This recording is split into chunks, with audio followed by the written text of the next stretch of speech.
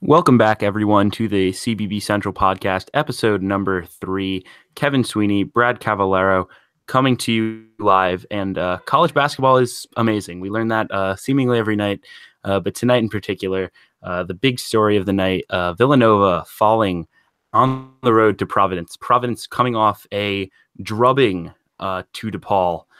Just about as stunning result as they come in college basketball. So we will start off with that right there. But just a reminder of how great college basketball is as we come down the home stretch. So Providence knocks off Villanova 76-71. Brad, I know you have some strong allegiances to the Providence program. What are your feelings right now, and what are your thoughts on the win for the Friars? It's just simply an incredible game. I mean, after Saturday, that was as lifeless a basketball game I've ever seen in their loss to DePaul. They come back tonight and get a much needed win, moving out of the last four ends of people's bracketologies and hopefully into a more comfortable spot, especially with the emphasis on quadrant one wins. In terms of the game itself, Cartwright picking up his fourth foul with about 16 minutes left. I thought that could be a turning point in the wrong direction, but luckily they managed the game. They ran their half-court offense, hit some shots, which hasn't happened in the past few games, and with solid defense, that is the formula for an upset. Yeah, absolutely. And you touched on Cartwright's 4 fouls. I was just so impressed with how Ed Cooley, who I think is one of the more underrated coaches in all of college basketball, the job he did managing those minutes, playing offense for defense, really, 5 minutes left, even we were seeing this happen, more of a down the stretch move usually. But with Malik White, who played some really solid minutes for them, I only scored 2 points and only had 1 rebound, but really provided a lot, I think, in terms of, just steady play from the point guard spot down the stretch when they needed him, especially on defense. And so just a really huge win for them. I was really intrigued by some of the smaller lineups that they went to tonight. Trae Young played 19 minutes, but there was a lot of, 5 guys on the floor who can put the ball on the deck. And I think that was really useful against Villanova D, especially as they went to that pressure where they were having Isaiah Jackson, Alpha Diallo, Jalen Lindsey, Rodney Bullock, and Kyron Cartwright, or some of the guards off the bench where they have 5 guys you can put on the deck. It was a really interesting setup and was something I really liked the look of from this Providence team. What were your thoughts on that? Yeah, so Providence has been doing that a lot lately, especially in the second half, because Trae Young and Nate Watson just aren't giving them enough. Young played pretty well in this game, but when Villanova goes small, you have to match. Like, you can't have Young guarding Eric Paschall. So even though Young played pretty well, he's definitely an offensive liability. And so the team plays a lot better with Rodney Bullock at the 5, even though Rodney is kind of taking a step back this year. Yeah. Jackson and Diallo were huge. They're long, and then with Jalen Lindsey too, who missed the DePaul game. The 3 of them are 6'6", 6'7". They can switch. They're long. Very, very useful pieces both offensively and defensively. Yeah, and I think Isaiah Jackson's a guy who doesn't really get enough credit nationally for what he does. I mean, only averages about 8 points and 4 rebounds a game, but a good defender, can play. I pretty much defend 1 through 5 and can shoot the ball a little bit. But he can shoot the ball a little bit. He can take you off the bounce, and just kind of a glue guy that they've really needed, especially a team that hasn't gotten quite the production off the bench that you kind of expected coming into the season. Mekhi Ashton Langford hasn't lived up to some of the preseason expectation. The front court, as we mentioned, with Watson and Young, have been kind of up and down. And so to get the bench production from Isaiah Jackson, this one was huge. 11 points, 8 rebounds tonight in the big win. The thing that's even more impressive about Jackson was, so he was kind of in the doghouse at the start of last year. He earned his way into like a 6-man role where he's playing 25 minutes a game. He was key to Providence's push to the NCAA tournament last year. Comes into this year, first 2 or 3 games, he's awesome. He's playing at his normal level. And then for about 6 or 7 games, he was so bad that you couldn't even play him. Completely fell out of the rotation. And then Cartwright and Diallo got injured, and it forced him back into the rotation, and he, miraculously stuck with it and turned it around. I don't think if I were someone who was, I started playing poorly in the middle of the season and got benched, I don't know if I would have the mental toughness to, come back and be a main contributor like that. So I give him a ton of credit. Yeah, absolutely. And then, looking on the Villanova side, I think the thing that jumps out to me is, they turned the ball over 19 times, not at all characteristic for a Jay Wright team. Jalen Brunson turned it over 7 times in this ball game and fouled out. Certainly not the perfect performance you might expect from him. I was impressed again by Mikal Bridges. I think I love him as a prospect going forward in the NBA. Just his 3-and-D potential, he continues to impress me on the offensive end every time I see him. Colin Gillespie, I think, gave him some really good minutes. Committed. He's still not ready to defend at this level, but he's a really good shooter, and he's developing 10 points in 16 minutes tonight. And but I think Villanova's margin for error with the lack of depth that they have isn't that large. When you go 3 for 20 as a team shooting the ball from the three, that's a big blow. It's interesting because 3 for 20 from the three, just 15% from downtown, but they shot 50% as a team, 23 of 32 from the field. From 2-point land, excuse me. And, you have to wonder if they should have, or at least try to attack the rim a little bit more in this ball game. Yeah, so that's a Cooley defensive strategy, is to try to force guys off the 3-point line. And Bridges got open from 3 a couple times, but most of the time, it was a shot fake and get into the lane. I think Brunson and DiVincenzo had a couple where they just backed their man in and scored. It was like almost impossible to stop. But overall, Providence played a great defensive game with a ton of energy. And I wouldn't say I think less of Villanova after this game. I still think that they're one of the elite teams.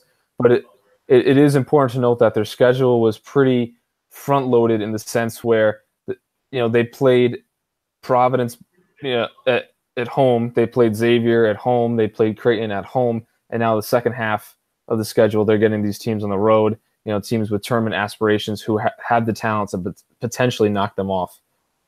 Right, and you look at the road ahead, they have to go next to Xavier on Saturday. That's one of the best games of the college basketball slate. Can't wait for that one. Then they have a home game against DePaul, who's been, more competitive of late, although still lesser competition. And I think Villanova shouldn't have a problem in Philly in that ball game. But then 2 road trips at Creighton, at Seton Hall. Seton Hall has some struggles of their own to get into, but that would take, more than a podcast to discuss what's going on with this Seton Hall team. But still 2 tough road games before closing at Georgetown. So we'll see what this Villanova's team's made of. I think they probably can afford one more loss in that Xavier game if they have aspirations of a 1 seed in the NCAA tournament. What are your thoughts there? Yeah, I mean, it's going to depend more on what happens around them, like what happens to Auburn and Purdue and Kansas, because the 1 seeds are relative. It's not in a vacuum. Like if Villanova keeps losing and the teams around them keep losing, they could hold that 1 seed line. I don't think a loss at Providence, which is a quadrant 1 loss, I think Providence was 44 in the RPI coming into the game. I don't think that will dock them too much, but I could see them potentially falling out of like the top 5 of the RPI rankings. Yeah, I think that's fair. Not sure. I don't think I have too much more to add on that, but a crazy upset there at the Dunk. Just everything college basketball is about. The student section at Providence was packed on both ends in pink, which was a cool thing to see for sure. And so just a great ball game. Transitioning to kind of the news of early in the week, which was Ole Miss and Andy Kennedy finally parting ways on Monday, effective at the end of this season. Ole Miss this season has had its struggles, and Andy Kennedy, his tenure will be kind of looked at. Depends on how you view the Ole Miss program, how you view Andy Kennedy's tenure. Because on one hand, I believe the stat was since he took over, they have the 3rd most wins of any SEC program. But at the same time, just 2 NCAA tournament wins in 12 years. So his tenure is really interesting. And so kind of what are your thoughts on the move for the time to end of the Andy Kennedy era in Oxford? See, so I was in the minority this offseason where I thought this Ole Miss team had NCAA tournament talent, and I actually picked them 5th in the preseason. Mm-hmm. So I was very surprised by their struggles and the seem of like the seeming lack of chemistry and cohesion with the group, and the fact that even though Andy Kennedy, he had the third highest average ranking in the SEC during his tenure. Only 2 NCAA tournaments. I think it was time for a bit of a fresh start. And there are some pretty quality candidates with some Southern and SEC ties that could potentially be good fits at Ole Miss. I think Steve Forbes has been talked about the most. He's done an excellent job at Eastern Tennessee. They're 13-1 this year. He's a former Greg Marshall assistant, which that will always help in your favor to have ties to a well-respected coach like that. And then the other popular name is Kermit Davis, who's kind of an older guy. He's in his late 50s, and he's done a great job at Middle Tennessee State. Yeah, I love the Steve Forbes name there. I think he'd do a tremendous job if they can pull him from East Tennessee State. I think he'll have his pick this year of several jobs. Whether Memphis opens up, that's another story. I think that'd be a great job for him as well. But Steve Forbes would do a tremendous job. Kermit Davis, I don't know that you'd pull him for Ole Miss, but if you could, that'd be a huge get for Ole Miss. The other name that's kind of been floated around a little bit is Mike White at Florida. Mike White played at Ole Miss, and so that's kind of the connection there. To me, I just don't see why Mike White, who's thriving at a better program, would step down to go to Ole Miss. I understand that it's his alma mater and that means a lot, but at the same time, I just question that move from the standpoint of a career move. What do you think of that? I think it could be kind of a bargaining chip for him to get a nice extension and a raise. But what are your thoughts there on Mike White as a candidate? So I think it's tough to determine whether he will take it or not, because that's a personal motivating factor. Like a lot of times, a mid-major guy will be offered a high major job that offers like significantly more money, yet they'll turn it down because that they're comfortable where they're at. Kind of like Greg Marshall turned down Alabama to stay at Wichita State, even though the pay was much greater. So if Mike White really values coaching for his alma mater, there's no way of knowing that until he makes a decision or not. I personally wouldn't do it. I mean, Florida's a much better job in the same conference, and he's done a pretty good job so far. I mean, they made the Elite Eight last year. I know that they're not quite as good as people thought that they would be this year, but they had John Egbunu's been hurt, and they've had some injuries. So it would be a home run for Ole Miss to get Mike White, but I wouldn't hold my breath if I was an Ole Miss fan.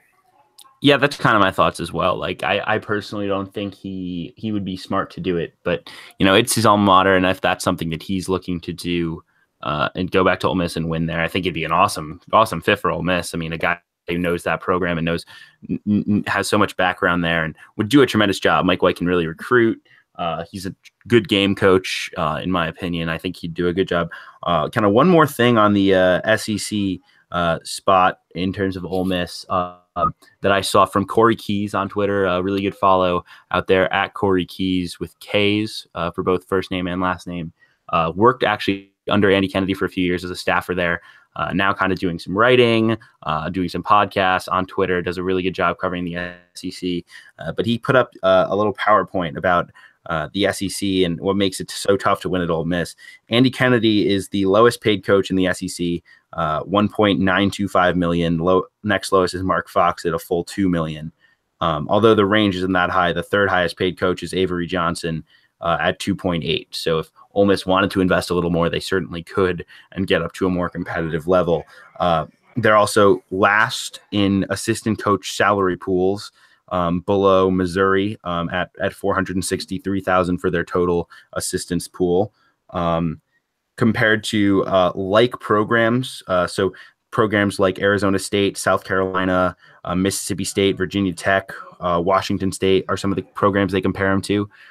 They're also last in that assistant coach salary pool. Looking at like programs, though, in NCAA tournament appearances, Ole Miss is number one since 2012-2013 at 2.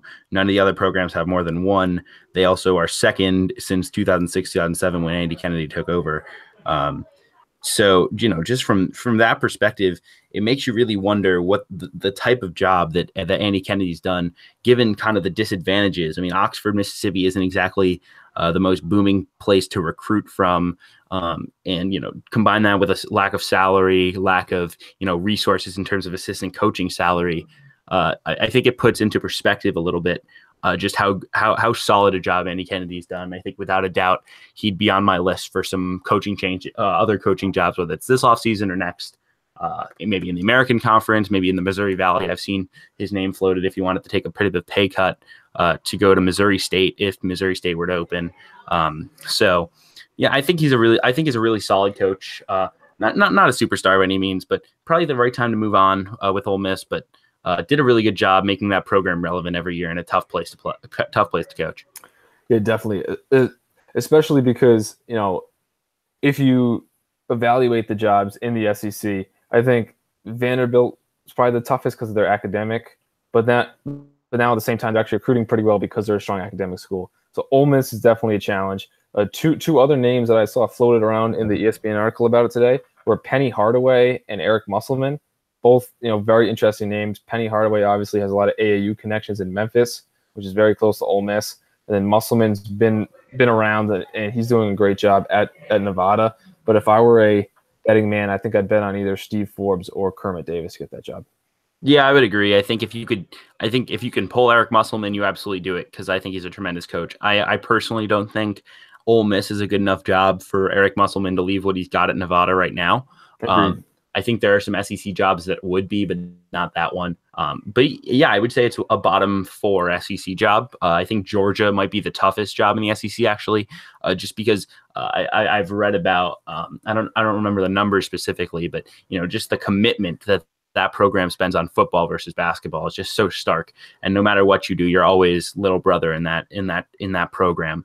So I think that's a big challenge. But overall, yeah, Musselman would be great. I really don't know too much about Penny Hardaway as a coach. I know he does have a lot of those AAU connections. I think there'd be better candidates, but if you're looking to win the press conference, that would certainly do it. So yeah, it'll be an interesting job to monitor. Georgia might open this offseason as well, so should be very very intriguing to watch the candidates roll in for that job and see who really wants the Ole Miss job. I've always said we can evaluate how good a job is, on paper by, all of us journalists and analysts. But until, coaches are applying for jobs, it's kind of hard to say. So we'll see what happens there. Next thing we wanted to talk about was, St. Bonaventure in Rhode Island coming up on Friday night, at Riley Center in Olean. Place will be packed. The Elks Lodge pregame will also be very busy with diners. So it should be a big one. Brad, are you looking forward to this ball game? Yeah. So this is the game of the night on Friday. Definitely, very very exciting game. It's URI's only other chance at a quadrant 1 win because the A10 is so down, and St. Bonaventure is clearly the second best in terms of resume, and I think in terms of overall team talent too. They have that great backcourt with Matt Mobley, this Central Connecticut transfer, and Jalen Adams, who's one of the best guards in the country. URI got a scare from E.C. Matthews with a knee, but it looks like it's only a bone bruise, and not sure if he'll be back for Friday's game, but he's not going to miss an extended period of time, which is huge news for them because they rely so much on playing 4 guards, pressuring the ball, fouling a lot, being very physical on the perimeter. So they need as many quality guards as they can get. I would think that URI, should still be the favorite, and I would still project them to win, even though this is their toughest remaining game. Yeah, I mean it's interesting because in a conference that has been so up and down this season, there's Rhode Island at 13-0, St. Bonaventure at 9-4, Davidson at 9-4, and then 3 teams at 7-6, 3 teams at 6-7. And 1 team at 5-8 and 4 teams at 4-9. Just there's been no consistency in this conference, but Rhode Island's won 16 consecutive games. St. Bonaventure has won 7 in a row. They've really found their stride after a 2-4 start in A10 play.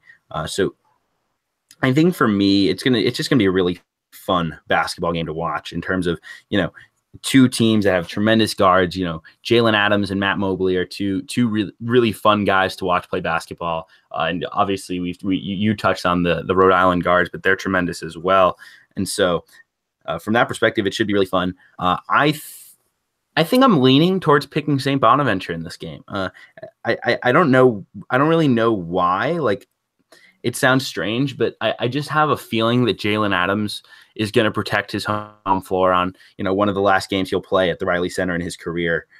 It's going to be a really fun ball game. I think LaDarian Griffin is a really big key for St. Bonaventure, 6'6", 6'7" forward who does it all for them. He can switch on defense and do a lot of different things. That'll be key, especially as, Rhode Island spaces St. Bonaventure out. How do they defend in space?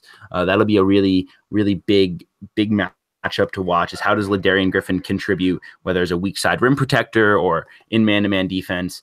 But yeah, my prediction is that St. Bonaventure comes away with the tight one and gives some life to their at-large bid hopes. I think they have to win this game to stay in at-large conversation. Is that fair to say, Brad? Oh, definitely. I mean, their whole profile, right, is based on the neutral court win over Maryland, which is slipping, and then the road win at Syracuse, and then I think they have a road win at Buffalo too, which yeah. Buffalo has lost a couple games now in the MAC. So this is absolutely crucial. Yeah, I mean, if they beat URI, definitely not a lock at that point. Even if they won out, but not include the Atlantic 10 final, like if they won the rest of the regular season and made it to the final, I still don't think that they would be a lock. It would be more dependent on the teams around them who have these, better chances at earning quality wins in these stronger conferences. But if St. Bonaventure wants an at-large, this is an absolute must-win.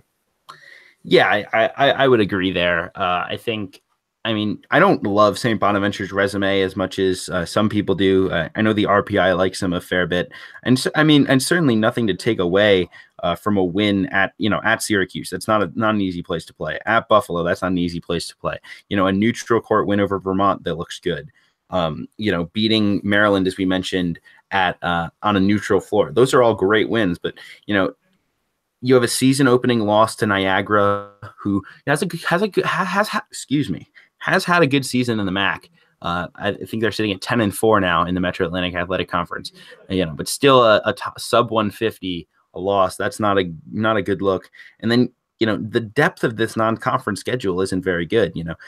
Their wins over Jackson State and Maryland Eastern Shore. Sienna's down this year out of the MAC. They've got some nice wins. Like Northeastern's win looks a little better than it did at the time. Yale's win over Yale looks a little bit worse. And so, from that perspective, I just don't love their resume. I don't think it has the depth, and they have some bad losses. St. Joe's is not a good loss at this point, even though it was on the road. Neither is Dayton. But yeah, it'll be interesting to see what the committee thinks of St. Bonaventure. I'm still not so sold that they'll be an at-large team if they win this game, but I think if they were to win out until the conference championship game and lose to Rhode Island, they'd have a pretty good case. Definitely. The hardest thing, I think, to determine about the bubble is actually, I think, our next topic, which is deciphering the Big 12 bubble and which of these teams in that 5 through 9 range in the Big 12 are actually going to make it. So, Kevin, how many of these bubble teams from the Big 12 do you think will actually end up getting bids? That's a really, really tough question. I think, to me, I'm looking at 7. I think Texas Tech gets in, Kansas gets in, West Virginia gets in, Oklahoma gets in. I think Kansas State probably still gets in. They've kind of been in a bit of a rut lately. So that's 5, and then I think 2 of those bubble teams get in. I mean, it's tough because Texas is sitting here at 5-8, 15-11. They've lost 3 in a row.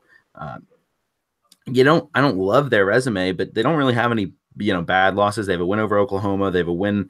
They just don't have any great wins. They have a win over Texas Tech. That'll be really something they hang their hat on coming down the stretch. But they just don't have any offensive production at this point with Andrew Jones out. Obviously not such a sad situation to see him, battling cancer, but they just don't have the offensive firepower for me to trust them as an NCAA tournament team. I actually love the way Baylor's playing right now. They've won 4 in a row. just, I thought this team was dead. And, Scott Drew just continues every year. You count out with this Baylor team and they somehow find a way. I never was on the top 25 bandwagon for this club, but Monty Lacomp's pretty good. So to fully answer your question, I'll say that Baylor gets in, and I'll say that TCU sneaks in because their RPI number is so good. Yeah, so I think I would agree. Yeah, because I think working backwards, I don't think Iowa State's going to get in. No. And then Kansas State and Oklahoma State, their non-conference resumes were pretty poor, although Oklahoma State has a neutral court win over Florida State. So I would say Iowa State definitely doesn't make it. I think Kansas State will end up missing. They had that brief run of extremely hot play after Kamau Stokes went down and Cartier Diarra was playing well, and they pulled off a couple upsets, but they've come back to earth a little bit. They did beat Oklahoma State on the road tonight. So I think those are the three that I think will end up missing. It'll be Kansas State, Oklahoma State, and Iowa State. I think Baylor will sneak in there. Could be a first four type of team, as they had a pretty weak non-conference slate as well. Texas, I see as kind of like an 8-9 sort of team. I think Texas could be in that 8-9 game. I think TCU could also be in that 8-9 game. But TCU has been living off quality losses because all that the Big 12 gives out is quality losses, because there's really no bad team in that league. So TCU needs to start winning, because at a certain point with the bracketologists, you can only accumulate quality losses for so long before you start taking a tumble. Yeah, I think that's fair. One thing on Kansas State that you mentioned was, I think they do find a way in, and part of that is the schedule they have remaining. 5 games left. They have Iowa State at home. That's a win. Texas at home. You probably protect home floor. I think you have to. And then you have a trip to Oklahoma. That'll be tough. A trip to TCU. That's a 50-50 game. And then a home game against Baylor. So the schedule sets up favorably to win 3 or 4 of the next 5. And I think if that's the case, there shouldn't be any problems. I would have to agree there. In terms of one of their road games at Oklahoma, Oklahoma's lost 6 of 8. So we had wanted to talk about kind of what is going wrong with Oklahoma. And I think part of the reason is that, Trae Young has had a few bad games, and a team that relies so much on Trae Young, he needs to be playing at this, super high, super unsustainable level every night. On paper, his supporting cast is pretty good. Guys like Christian James average double figures. Brady Manick's pretty good, but watching the games, it's clear that they need Trae Young to be playing at an extremely high level for them to also play at an extremely high level. So, what are your thoughts on this latest Oklahoma slide? I mean, it's a tough team for me to evaluate, because what's around Trae Young isn't good enough to make up for when teams take Trae Young out of games. And so from that perspective, that scares me with this team. Brady Manick struggled of late. Trae Young, I think Trae Young's gassed and he can't stand up to it down the stretch is a bit overplayed. I think it's just a matter of, in the span of 10 days, he's seen a Texas defense that is super athletic and, makes plays in space. He's seen Javon Carter. He's then seen a trip to Ames, Iowa to play Iowa State, not the best defensive club, but it's still a tough road game. And then a trip to Texas Tech to play Keenan Evans, who is a physical, tough guard who defends and makes you play defense at the other end. So, I mean, obviously there's some fatigue there. I think just the matter of is, he's learning how to play at a physical level, and when he's not at the top of his game, he needs guys to step up around him. And as much as this team was perfectly built, in my opinion, around Trae Young, in terms of having lots of really solid role players who excel in their role, whether that's Jamani McNeese blocking tons of shots, or Cam McGusty, hitting shots off the bench and things of that nature. At the same time, it just becomes a situation of, you take Trae Young out of this game, this is probably one of the bottom 3 rosters in the Big 12, and so you're just seeing those struggles here.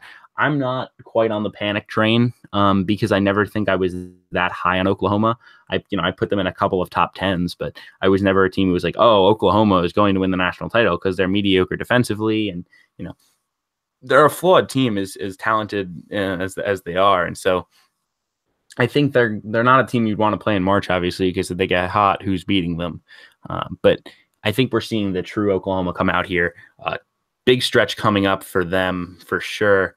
At 6-7 in the Big 12 now, they have Texas at home, at Kansas, Kansas State at home, at Baylor, and then Iowa State to conclude the year.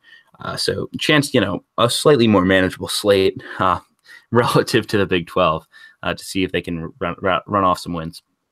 Yeah, I think an underrated thing too about Oklahoma is, coming into the year they had two freshmen from last year, Cam McGusty and Christian Doolittle, who were both starters, in very very key figures, and they were highly rated recruits that were supposed to take the next step forward, and both have kind of taken a step back. Doolittle, his season started with a academic suspension, and he's played more of late, coming off the bench, but he hasn't played at the same level he did last year. And then Cam McGusty looks like a potential breakout candidate, averaged double figures. He could score in a variety of ways on the wing, but he has moved into kind of a sixth man role, or even lower on the bench, really, and it's provided some very very inconsistent production.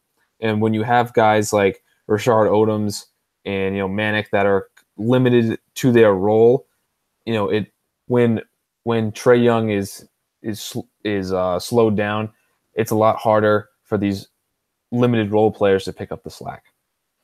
Right. I think that's a fair point. And also just like a perspective of, they're not playing that role in terms of like a Cam McGusty. I have no doubt that Cam McGusty could go average 12 a game on the wing in the Big 12. Like, I think he's a really good talent, and I think he can score the basketball. And same thing with Christian James, and he's been the second option offensively, especially of late. But they've been trapped into this role of Trae Young is going to have the ball and he's going to attack and distribute, and you're going to play on the wing and just make plays off of that. And so from that perspective, it's just a big adjustment when Trae is struggling to then say, okay, I'm going to go take over now, because that's not how the offense runs. The offense runs through spread pick and rolls for Trae Young. This offense doesn't run through a Cam McGusty isolating on the wing. It definitely. In terms of next year, I know that I'm a guy who really likes to look ahead. With Trae Young off to the NBA, Oklahoma could be in a real bad place next year. I mean, they don't really have a point guard for next year, and they have all these role players. They could take a major step back next year. So it's very important for Oklahoma fans to cherish this year and this run, and hopefully the Sooners can reward them with a nice tournament push. Yeah, I agree there. It's definitely a tough situation going into next year. I will say that I think Oklahoma will probably look to the grad transfer market for a point guard, and that's probably a great decision given that what grad transfer wouldn't want to come into that system that's allowed Trae Young to thrive. And obviously no one's Trae Young. There's a reason why Trae Young is as good as he is and able to be a top probably 7 pick in the NBA draft. I think that's fair to say. If you bring in a point guard from a mid-major who likes to score the basketball but also is a willing distributor, he could put up some monster numbers in the Big 12 and it really improves some draft stock. Yeah, Oklahoma's in a similar spot to where Syracuse was with Tyler Ennis, where they expected Trae Young to be there, at least 2, maybe even 3 years. So now, you have to do some serious patchwork to this roster. Maybe take a grad transfer and a sit-out transfer, so you have a point guard ready for when that grad transfer's 1 year is up. In terms of another team that got a huge point guard commitment today, Villanova got Javon Quinterly, who might not be eligible. I think I've read that Villanova thinks he will be eligible, but other teams are not so certain. But with Jalen Brunson potentially leaving to the NBA, it was very essential for them to get at least a guy to compete with Colin Gillespie. I'm sure Quinterly will win the battle if he's healthy, but having Gillespie as a fallback in case, and then have this potential upgrade, I think was a huge move by Jay Wright. Yeah, and Jay Wright's got an awesome class coming in. I do have a source, a non-Villanova source, who says they think Javon Quinterly should be cleared just because of the details of the investigation in terms of where money was going and who is actually receiving money. In terms of some prospect were receiving money, some prospects weren't. And my source tells me that Javon Quinterly should be eligible, although obviously a lot can change, and the NCAA is a tricky process. So we'll see there, but certainly a huge talent, and they bring him in a class that's really going to be tremendous. Cole Swider is coming in as well, a guy who had a Duke offer, can space the floor out as a stretch four. I think he's going to be just awesome in that system. And then they have one more big commitment as well, in Brandon Slater, a talented guard, and I don't know if they're still recruiting Courtney Ramey. I know they were for a little while. Courtney Ramey, one of the other top guards in the class. So Jay Wright, putting in work on the recruiting trail, assuming that Jalen Brunson is gone. He does technically have one more year of eligibility. I don't know what he has to prove. But that team will still be good, even if they lose Mikal Bridges as well, which I think most expect they will. Should be a fun team to watch going forward. And Jay Wright has just done a tremendous job there. I remember, I think it was after he lost to NC State a couple years back in Pittsburgh in the NCAA tournament. There was questions, is Jay Wright a good coach? Should Jay Wright be fired? Should Villanova move on? And now that's kind of like this dumbest argument you could ever make. And this team is just so talented and on a roll. And Jay Wright's done, I think, as well regarded as any coach in college basketball at this point. Yeah.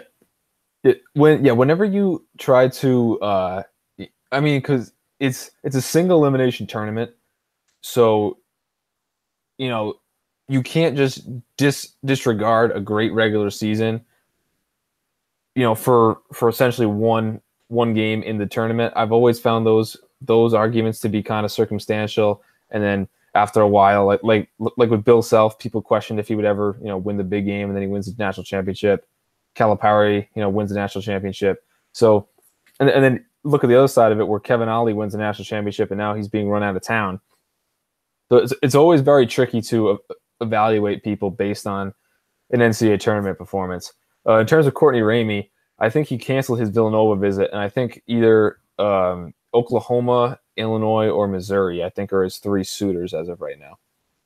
Good stuff there. Thank you, Brad. I remember reading he was in there, but he's been a weird recruitment to follow. I'm not a recruiting expert by any means. I do try to follow the landscape, but when guys are changing their visits really quickly, it becomes a challenge for me as I try to follow the entire college basketball landscape.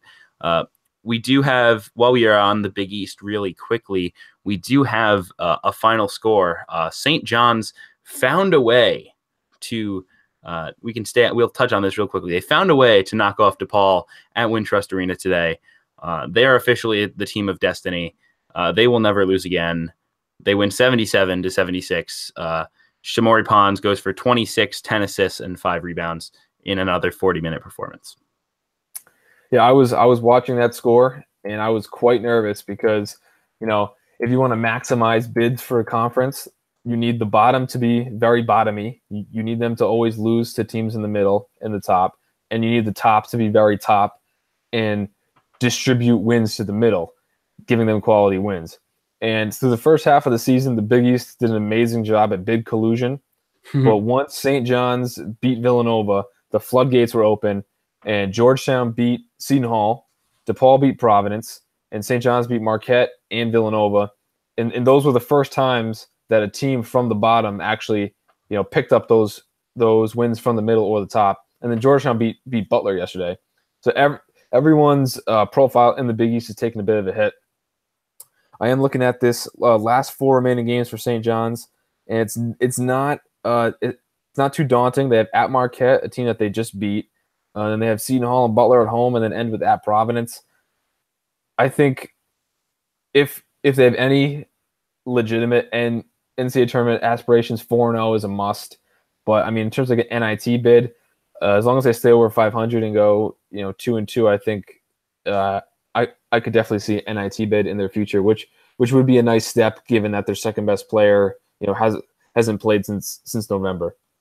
Yeah, and I think an NIT bid, given all that's happened, as you said, is a reasonable target. I think they could absolutely win out. And they're gonna need Shamori Pons every night to go nuts. But it's certainly a fun run to watch. They have a week off, which is probably very much needed, given this team basically has 6 guys that play.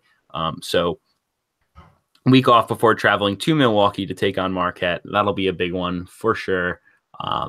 So we'll see what happens there. Brad, I think we have one more topic to talk about, and that is the Missouri Tigers. They have continued to just find a way to win. Obviously, there's been several candidates who are very deserving for Coach of the Year nationally, but Quanto Martin has done a tremendous job. This team now 8-5. That puts them fourth in the SEC. 18-8 overall, 5 wins in a row now, and an RPI sitting at 22. Found a way to win at home against Texas A&M last time out. What are you seeing from this team coming down the stretch here in March? So, I mean, when they lost at Mississippi State, which put them at 3-5, I thought that they were cooked. I thought that was it for Ole Miss. Injuries had taken a toll, obviously, with Michael Porter, and then a couple transfers, and then Terrence Phillip gets suspended. I thought that was going to be it for Missouri, but they moved Cassius Robertson to the point most of the time. They also have a guy, Jordan Geist, but the backcourt in terms of name, in terms of past performance is very uninspiring. They had some very young big men, but they've really turned the corner despite all this. The five straight wins, including 2 on the road. 4 of the 5 wins have come against potential NCAA tournament teams. I think Mississippi State, the win over them, has lost some luster after the Bulldogs lost to Vanderbilt tonight, which will put them in either first 4 outs or next 4 outs on bracketology tomorrow. But they've done so well in such a difficult and competitive SEC conference lately that I think it's almost impossible to leave them out of a top 25 in terms of next week. Yeah, I mean, I'll be submitting my top 25 tomorrow to the Rockin' 25 poll. Go check that out. As always, me and Brad, both voters in that. Just a really good group of guys who really follow college basketball. I'm sure you guys follow most of them on Twitter, but they do we do a great job. I think we do a better job than the AP poll. So they'll be in my ballot next week. Just a quick plug for them. I still don't know if I trust this Missouri team. They don't finish games particularly well. Cassius Robertson and Jordan Geist isn't exactly the backcourt I want handling the ball down the stretch against, especially against pressure, but against, good competition, especially. That's a concern for me. But the way that Jontay Porter has played of late has been really impressive. But obviously their front court has been a bit foul prone with Jontay and Jeremiah Tillman, and I think that's understandable. They're 2 freshmen who are learning, but Jontay just, he can stretch the floor a little bit. He can shoot the 3. He can, he's an excellent passer, only 2 assists per game, but has excellent floor vision, can put the ball on the deck a little bit. It makes their offense so versatile, especially when they go with him at the 5 and Kevin Puryear at the 4, because then you're going, let's say, Cassius Robertson, Jordan Barnett, Geist and Cassius Robertson kind of sharing ball handling duties, Barnett, Puryear, and Jontay Porter. You have 5 guys on the floor who can step out and shoot a 3. You have 5 guys on the floor who can pass the ball effectively and handle the rock. And I think that makes for a really difficult matchup, especially, in a tournament setting.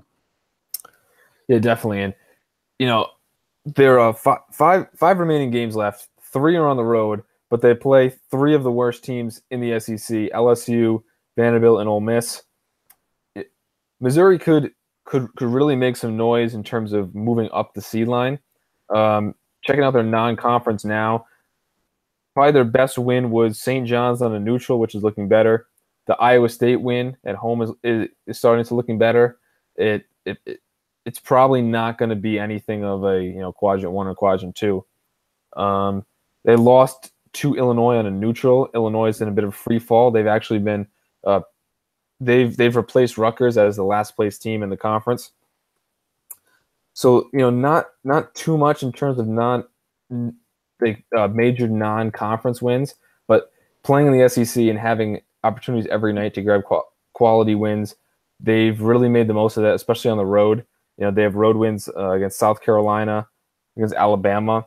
So that's enough quality there where they could start moving out of that 8-9 range and maybe even get as high as a 6 seed at the end of the day. Yeah, I would agree with you there. I mean, looking at the non-conference, the one game you have to look back on if you're Quanzo Martin, just kind of rue what happened was that West Virginia game at the Advocare Invitational down in Orlando. That was a game that Missouri was in control of for the majority of the contest. They led big late and coughed it up, and it was kind of the first instance where this team really showed their inability to finish ball games. Jordan Geis made some big mistakes down the stretch. He was the only point guard really available. Terrence Phillips and Blake Harris didn't really get any minutes. Both Phillips and Harris no longer with the program as of now. And so they gave that game away. Obviously, West Virginia isn't quite, the top 10 win they would have been, in January, but still would have been a really nice win to hang your hat on the resume. But I still think that, 6 to 9 range will be where the Tigers wind up, which is quite impressive given what Quanzo Martin entered into. I think it's a really interesting debate actually with Missouri. I was reading some people going into it on Twitter. Was there any talent on this Missouri roster? Like Jordan Barnett was there last year. Kevin Puryear was there. So like 2 rotation players / starters in the SEC. They had basically 2 starter level players. They had Cullen Van Leer, who is, a bench shooter. They had Reed Nico. They had Terrence Phillips, who is not a starting level point guard in the SEC. And then they had some guys transfer. Obviously, Kim Anderson is a good guy, but mostly regarded as not a very good coach. But how much do you attribute this to, the recruiting that has been done by Quanzo Martin, and how much do you attribute it to, game coaching? Well, I think the optimal strategy in terms of a rebuild is always to have, some veterans that were held over, and then you inject some of that young talent or some transfer talent in there, and that kind of mix is what pushes you over the top. Kind of like with Auburn, they have some veteran guys, and then when they added guys like Deshaun Murray, and then Mustafa Heron's a sophomore, these guys, when they developed, they were able to make that huge jump from being like a losing team to one of the best teams. So I think both the veteran presence and the talented newcomers are very necessary in this situation. I remember when Providence was in their rebuild, the year that they really made the jump, they had guys like Cotton and Kadeem Batts who had been there for a few years, and they added transfers like Carson Rogers and Tyler Harris from the ACC, and it was that kind of mixture that allowed them to climb the standings. Yeah, and I think just, one more thing on Missouri. I touched on this in the last podcast when we were talking about, SEC Players of the Year potentially. And, Cassius Robertson, a guy who, didn't really contribute to winning too much at Canisius. That team was, towards the bottom of the MAC all 3 years he played there. Didn't exactly, he was more of just a spot shooter and offensive creator, but more of an empty numbers kind of guy. And, to be shooting 42% at the volume he's had from 3, 42%, 79 out of 187 on the year, even on assist to turnover ratio, which for him, not expecting to handle the ball as much as he has had to, just due to the lack of depth at that position they've had at the point guard spot. That is solid, and just an awesome season for him, and a great way. He's boosted his pro stock, I'm sure, quite a lot. Kind of a great example of the grad transfer rule having a good impact on everyone involved. He gets to go to Missouri and help out an SEC team, and boost his pro stock. Canisius actually got a benefit out of that. This team was a 7th place team in the MAC last year, now tied for 1st. They had a freshman last year, Isaiah Reese, who was stuck behind Robertson, averaged like 6 or 7 points a game. This year, Reese is averaging, I think, like 17 points, 6 rebounds, and 5 assists. Looks like a MAC Player of the Year candidate. So all's well that ends well. Certainly at the time, it didn't look like Canisius losing Cassius Robertson was a good thing, but it seems to have worked out well for all parties, and all seem to be thriving in the end. Certainly. And then one last thing. This was from a couple months ago, but Blake Harris transferring to NC State is one of the more head-scratching transfer decisions I can remember. I mean, he left a place where, as a junior, he would almost be guaranteed a starting point guard job. And he goes to a place to NC State where they have a sophomore, like very good point guard in Markel Johnson. And they have 2 freshman point guards that are playing. Braxton Beverly, who's playing a lot, kind of off the ball now, but he was point guard when Johnson was suspended, and LeVar Batts, who was a top 100 player. And then they already have, this great glut of wings sitting out. So I would not be surprised if Harris is on the move again very soon. I'm not saying that, it was wrong to transfer, because if you're unhappy somewhere, why stay there and be miserable? But if playing time was the main motivation in transferring, I think he made a grave mistake there. Yeah, I would agree. If it's a playing time thing, certainly that's questionable. I will just say on Harris, he's a Chapel Hill native, was committed to Lorenzo Romar at University of Washington, decommitted with the coaching change, and Michael Porter Jr. and his swoop of recruiting every single available top recruit, whether it's Blake Harris. He had Kevin Knox on a visit, brought in Jeremiah Tillman in the end, but they were involved with several guys, and they bring in Blake Harris. Maybe, he visited, I think, campus once at in either April or May with Michael Porter, and, he committed on the spot, if I recall correctly. And so, it may just not have been the right fit for him as a person. NC State is going to play a lot of guards, and they're going to get deep. So, from that perspective, I guess, and talent always rises to the top. So from that perspective, I agree that I don't love the fit in terms of the depth at point guard that they're going to have, especially because you're going to have some guys like CJ Bryce who can handle the basketball off the ball coming in next year as well. But certainly a puzzling transfer decision, certainly one that would have helped Missouri. But like you said, you can't fault the kid if he's certainly just not happy in his current situation. Yep. So I think that'll do it for tonight. Thanks for listening to episode 3 of the podcast, and we will be back in a few days to recap the weekend and hopefully have a nice bracketology segment. Yeah, absolutely. We're looking forward to it. Should be a fun weekend of college basketball. Always let us know on Twitter if there's something you want covered, or if there's some other avenue you'd like to hear us work on in this podcast. We're certainly open to feedback, and we're looking for feedback as we kind of get started on this thing. But it's been a fun one so far. Another fun episode tonight, Brad, and looking forward to a big weekend of college hoops. Absolutely, it's always a pleasure. All right, have a good one, everybody, and good night from the CBB Central podcast.